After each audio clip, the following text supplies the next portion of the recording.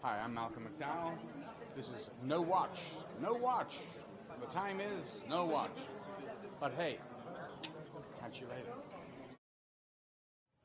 Bonjour et bienvenue dans ce nouvel épisode de Cinécran avec le nouveau film de Jean-Luc Galamèche, réalisateur du Turkistan, qui est il va venir bientôt. Cinécran, c'est un petit peu le glamour, c'est un petit peu les stars, hein, le bon.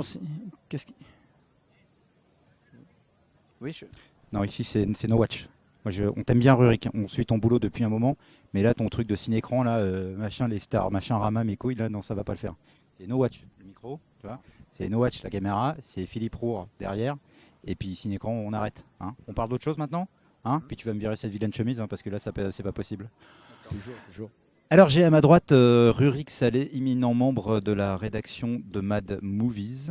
Rurik que j'ai un petit peu vanné dans la séquence d'avant, hein, sur sa chemise notamment, je n'en pensais pas un mot parce qu'elle est très élégante à l'image du personnage. C'est vrai, elle vient de très loin, elle est faite sur mesure, sur la mesure de la majorité des gens puisque c'est une taille unique. Merci Rurik. Au revoir. Alors, non, la Serge blague. Alors Rurik, j'ai envie de te poser une question passionnante pour commencer cette interview. Que vient faire un rédacteur de Mad Movies au Festival de Cannes précisément, comme toi par exemple? Alors, je ne peux parler qu'en mon nom. Moi, je partage mon temps entre deux activités, puisqu'effectivement, en tant que Mad, je rencontre des gens pour des interviews, des choses intéressantes, comme Donnie Yen, par exemple, qui était un grand honneur pour moi, un peu plus loin, là, sur un hôtel. Il était en retard, comme toutes les stars, bien sûr, mais bon, c'est Donnie Yen, c'est extraordinaire. Ou alors Roger Corman, qui donnait une masterclass tout à l'heure. Ça, c'est toujours très enrichissant en tant que journaliste, mais surtout cinéphile. On n'a même pas besoin de journaliste. Hein. Et juste interrompre, Donnie Yen, pour ceux qui ne connaissent pas. Donnie Yen, c'est la plus grande star du cinéma d'arts martiaux aujourd'hui, qui est aussi chorégraphe, qui est un mec qui fait des films depuis plus de 20 ans, qui est un mec incroyable, hyper... très brutal, très visuel, très graphique. Il joue dans Hero, dans Dragon Tiger Gate, Ip Man, bien sûr, c'est lui qui fait Ip Man. Et pour ceux qui regardent peu de films asiatiques, parce qu'il y en a, il est dans Blade 2, c'est le chorégraphe, et c'est aussi l'un des tueurs de vampires. Voilà. Donc l'intérêt pour toi, c'est de rencontrer des gens comme ça. Et donc Corman, alors, donc, je viens de me dire, là, c'était dans quelles circonstances précisément? Roger Corman, il était là parce qu'il y avait un documentaire sur lui, qui était, j'ai oublié le titre exact du documentaire, mais qui raconte un petit peu sa carrière incroyable, puisque c'est un mec qui a fait, un mec disait tout à l'heure, un type citait presque 400 films en tant que producteur, réal ou coproducteur. Et c'est un type qui a 80 ans, peut-être même un peu plus, qui est extrêmement super éloquent, qui s'exprime extrêmement bien, façon très claire, qui écoute votre question, qui la reprend. C'est un peu comme Raymond Shaw, qui est le créateur de la Golden Harvest à Hong Kong, qui sont des vieux monsieur qui ont la tête très calme, très claire, très posée, et qui vieillissent avec une grâce hallucinante. Et Corman était là pour raconter à la fois des très jeunes, mais des Américains qui étaient au lycée, puis avoir des gens un peu plus âgés, parler un petit peu de son travail, répondre aux questions avec beaucoup d'humour, puisqu'il fait encore des trucs aujourd'hui. Il fait Sharktopus, voilà, des choses complètement folles. Corman, c'est vraiment un mec extrêmement adulé de tout le monde. Nicholson le premier, qui verse sa larme dans le documentaire. C'est très touchant. Dis-moi, Rurik, tu parlais d'une autre casquette en fait. C'est là-dessus que tu es parti. Ouais, parce qu'en fait, je suis aussi acteur de plus en plus même, j'ai envie de dire. Il y a eu beaucoup de courts et quelques longs qui se sont additionnés. Et là, à Cannes, je rencontre des gens qui, par hasard ou pas par hasard, pour des rôles éventuels, on m'a proposé des choses intéressantes. C'est aussi ça, quoi. Il y a des gens qu'on rencontre sur le moment ou qui attendent de vous voir là pour vous proposer quelque chose. Donc voilà, en tant qu'acteur, c'est quelque chose qui se développe vachement. Il y a beaucoup de choses pour moi qui sont à faire dans les mois qui arrivent. Comme dans le milieu du cinéma, on parle beaucoup. J'attends que les choses se concrétisent pour pouvoir sabrer le champagne. Toujours y aller mollo. J'ai cru que tu allais nous annoncer un scoop là. Ouais, j'aurais pu, mais je suis un peu superstitieux. Et normalement, là, on est quoi, le 18, 19, 20 ? Allez, quoi. Si tu me le demandes comme ça. Écoute, on est le 20. Normalement, dans moins d'un mois, je devrais être dans un pays étranger pour tourner un gros truc. Mais voilà, encore une fois, je préfère pas dire oui parce qu'on ne sait jamais. Mais en tout cas, ça sera bien et vous serez les premiers à le savoir. Il est énorme. Un pays étranger à l'est ou à l'ouest? À l'est toujours. À l'ouest, rien de nouveau, donc c'est forcément à l'est. Pas surtout pour moi. Ouais. Krauskaya. Qu'est-ce que tu as vu depuis que tu es... Krauskaya, ça veut rien dire, hein, soit dit en passant. Qu'est-ce que tu as vu depuis que tu es arrivé à ce Festival de Cannes 2011? Est-ce que tu peux me dire juste, pour pas faire trop long, le film que tu as vu qui a été ton coup de tête, genre t'as pas trop kiffé, quoi, hein, et ton film coup de cœur, hein, cadrez bien, merci, Wash Pepper. Et ben le film, alors j'ai pas vu 1 milliard de films cette année. Comment?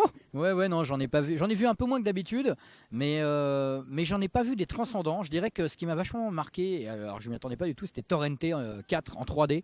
J'aime pas du tout le premier. J'ai zappé le 2 et le 3 et là j'arrêtais plus de rigoler. C'est vraiment un personnage odieux, ignoble, raciste, dégueulasse, égoïste, menteur, tout ce qui est avec une performance de Santiago Segura qui est donc scénariste, réalisateur mais aussi acteur, qui en tant qu'acteur, moi je vois maintenant ce que c'est de risquer de se tourner en ridicule comme il le fait. Je trouve ça très courageux parce que on peut pas sortir plus sali d'un film comme ça qu'il ne le fait sur lui-même. Et je trouve ça très, très hallucinant. Et il y a un degré de provocation qu'en France on ne se permet. J'ai même pas envie de dire plus, je crois qu'on n'a jamais été aussi loin dans la provocation. On sent clairement que c'est un mec qui se moque de tout ce qui est raciste, etc. Mais son personnage principal est un mec dégueulasse. À un moment, il y a une meuf qui passe en burqa, bah, tu sais qu'elle va pas y couper, et il se fout de sa gueule. Il va dans une prison, il y a un prisonnier visiblement qui vient d'Afrique, il lui parle comme s'il sortait de la jungle. Et c'est odieux, et on en rigole parce que du coup, ça dédramatise les choses, et ça fait plaisir. Et je pense qu'en France, il y a un vrai problème avec ça, c'est qu'on a peur d'aller aussi loin dans les choses, alors qu'au contraire, c'est en rigolant des choses qu'on les dédramatise. D'ailleurs, souvenez-vous du Nom de la Rose, on tue les prêtres parce qu'ils rient et que le rire empêche d'avoir peur. Voilà, donc il faut garder la peur, et pour garder la peur, il faut tuer le rire. Voilà pourquoi en France, à mon avis, on a du mal à se lâcher. Mais nous, les soldats du rire, nous ne nous laisserons pas faire. Stop. Alors, ça c'est le... Mais ça va, Philippe. Il y a un film que je n'ai pas du tout envie de voir, que le monsieur qui est derrière la caméra, je crois, haït, ou hait, je ne sais plus comment on dit en russe, particulièrement, c'est Aïski. C'est Tree of Life de monsieur Terrence Malick, bien sûr, qui est un film très attendu, qui me fait chier depuis la bande-annonce, et ça m'intéresse absolument pas. L'affiche, cette main de bébé avec la gueule de Brad Pitt, j'ai rien contre Brad Pitt, que j'aime beaucoup, je trouve que c'est un très bon acteur, mais j'en ai vraiment rien à foutre de ce film. Tu veux dire t'en as rien à foutre de Terrence Malick en général? Tu fais partie des anti-Terrence Malick? Parce qu'il y en a. Non, pas particulièrement. Je peux même pas dire que je connais vraiment bien son œuvre. C'est vraiment ce film-là en particulier. C'est un peu comme Benjamin Button, encore avec Brad Pitt malheureusement pour lui. C'est des films qui m'ont l'air vraiment, enfin ça m'a l'air comme un gâteau avec trop de crème, et j'ai un peu du mal avec ça, moi. Voilà. D'accord. Très bien. J'ai 2 dernières questions rapidement. Mais rapide, Philou, c'est bon. Non, sérieux quoi. Non mais le melon qu'il a chopé l'autre en une semaine quoi, c'est l'alu quoi, c'est Stanley Kubrick quoi, tu vois. Et je devrais vous dire que Philippe vient de dire c'est pas de toi. Non mais déconne pas. C'est pas toi qui monte. Quand tu dis ça, ça veut dire quoi exactement, Philippe? Bref, donc deux questions rapido. Tout à l'heure tu parlais de Tree of Life, t'en as rien à foutre. Est-ce que ça veut dire que globalement, la compétition officielle du Festival de Cannes, ça te passe au-dessus de la tête? La Palme d'Or par exemple, tu te poses pas la question de savoir qui aura la Palme d'Or? Non, pas du tout, pas du tout. Par exemple, il y a Drive de Nicolas Winding Refn que j'aime beaucoup, même humainement parce que je le connais un peu. Très cool. Il y a le Takashi Miike, il y a des trucs en compète ou hors compète comme le Na Hong Jing qui est The Murderer ou The Yellow Sea. Il y a 2 titres. Tous ces films-là, moi, je les attends beaucoup. Il y avait il y a des palmes d'or que j'adore. J'aime bien le cinéma. Je peux aimer le cinéma chinois où il se passe rien. J'aime bien le cinéma thaïlandais qui est très contemplatif. Non, vraiment, il n'y a aucun souci à ce niveau-là. Au contraire, je trouve même que la compétition officielle s'ouvre de plus en plus à des films qui sont peut-être un peu moins cinéma d'auteur, façon Daniel Toscan du Plantier. Donc j'aurais tendance à dire qu'il n'y a pas de souci avec ça, vraiment. Pas de souci. Et côté film français, il y en a que, dans la sélection, que ce soit compétition hors compétition. Voilà, je pense à The Artist, Police, dont on a beaucoup parlé ici. La Conquête qui est passée ce matin hors compétition. Voilà, est-ce qu'il y a parmi ces films-là, il y en a qui te... Les 3, justement. J'ai vraiment envie de voir les 3. La Conquête, surtout pour la manière avec laquelle il peut tourner les choses, c'est intéressant. C'est un sujet assez marrant. Il y aura un nouveau film à faire d'ailleurs sur l'effet Cannes, mais l'effet Cannes K-A-H-N. Et Police, j'en attendais rien, mais j'entends tellement de gens me dire que c'est génial que vraiment j'ai envie de le voir, ne serait-ce que pour voir ce que fait Joe Star. Et puis The Artist, pareil, le concept m'a l'air assez étonnant, j'ai envie de voir ce que ça donne. J'aime bien Dujardin, il peut être pas mal. J'avais beaucoup d'espoir quand je suis allé voir Cinéman à l'époque, qui était un concept rigolo de mecs qui se promenaient dans les films, qui est vraiment la pire comédie que j'ai vue de ma vie, tout pays confondu. J'attends beaucoup de The Artist. J'aime beaucoup le cinéma français, moi, vraiment. Je trouve qu'on fait des purs polars, par exemple, quand on se donne les moyens. Et on peut faire des bonnes comédies, comme Steak, comme OSS 117 aussi. Donc vraiment, 3 films voilà, que j'ai envie de voir. Il y a aussi un truc, alors j'ai oublié une espèce de troupe d'élite de flics. Là, il y a Benoît Magimel, là, il y a ils ont tous des têtes de mecs du GIGN. Là, je ne sais pas trop ce que c'est. Force spéciale, un truc. Ça a l'air pas mal du tout, tu vois ce truc? Avec Figlars, voilà.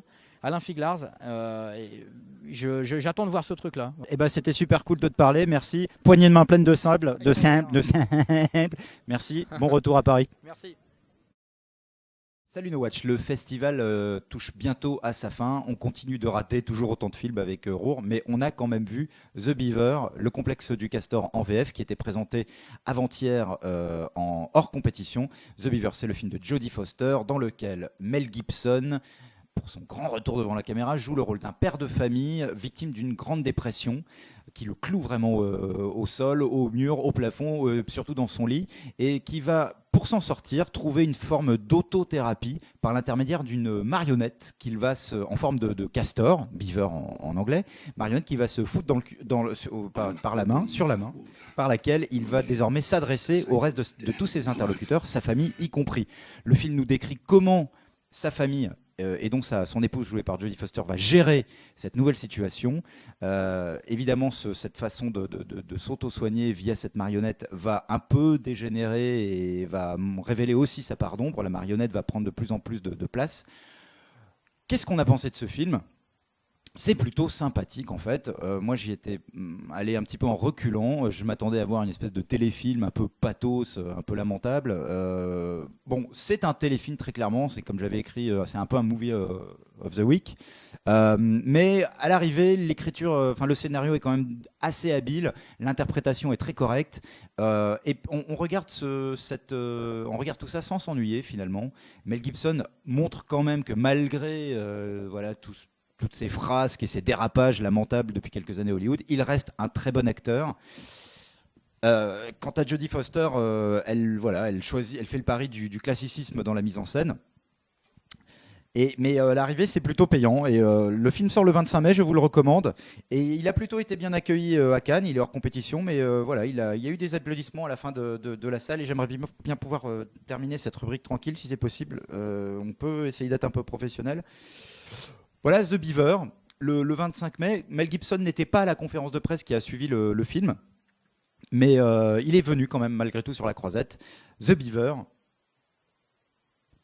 Non mais ça suffit maintenant parce que moi aussi je peux répondre, hein, tu vois, je peux faire ça aussi. Donc ça suffit.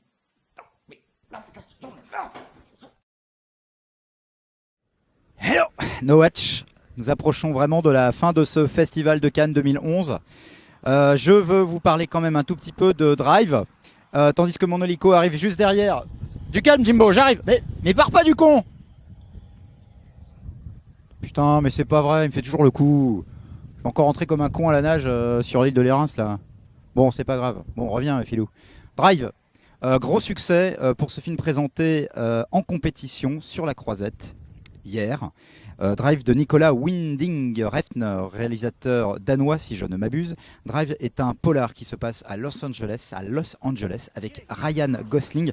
C'est un film qui évoque pas mal une sorte de style d'ambiance des années 80, notamment le début des années 80, avec une musique pop, électro qui est extrêmement prenante, mise en scène très impressionnante.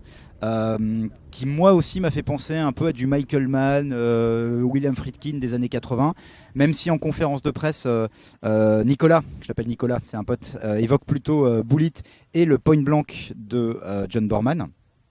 Ambiance assez, c'est pas un film d'action, même s'il y a 2 ou 3 scènes d'action qui dépotent, violence parfois, des éclairs de violence ahurissantes dans ce film. Et Ryan Gosling est assez impressionnant dans ce rôle presque de samouraï. C'est vrai que le mot a été évoqué pendant la conférence de presse, mais c'est vrai parce que son personnage est très muet, assez minéral, il a très peu de lignes de dialogue. Et voilà, un film vraiment impressionnant qui a été vigoureusement applaudi à la fin de la projection de presse en tout cas. Il y a en plus une espèce de second degré qui ne dit pas son nom, hein, qui est très subtil dans le film. Et il y a pas mal de second couteau également qu'on aime beaucoup à No Watch et ailleurs. Bryan Cranston notamment, héros de Breaking Bad, Ron Perlman qu'on voit en ce moment dans Sons of Anarchy, et Christina Hendricks, alias Miss Mad Men, hein, qui joue dans Mad Men. Donc voilà, très beau film que je recommande. La BO, l'ambiance, la musique, des cascades, une ou deux scènes de poursuite de bagnole incroyables de maîtrise. C'est vraiment très impressionnant. C'était vraiment très intéressant. Donc voilà, allez voir ce film quand il sortira en France. Il me semble que c'est le 5 octobre. On reprécisera la date sur l'écran parce que je suis plus très sûr, mais en tout cas c'est en octobre. Et on espère bien que ce film repartira avec un prix, je sais pas lequel, au moins de la mise en scène peut-être. Mais en tout cas c'est très très bien. La compétition touche à sa fin. Qu'est-ce que j'ai pas vu? Il y en a plein encore. Demain samedi, enfin ce samedi en tout cas, ça sera La Source des femmes en compétition également de Radu Mihailanu. Ainsi que Les Bien-Aimés, hors compétition, de mon cinéaste préféré, Christophe Honoré. Voilà, il y a une blonde là-bas, il faut qu'on lui parle.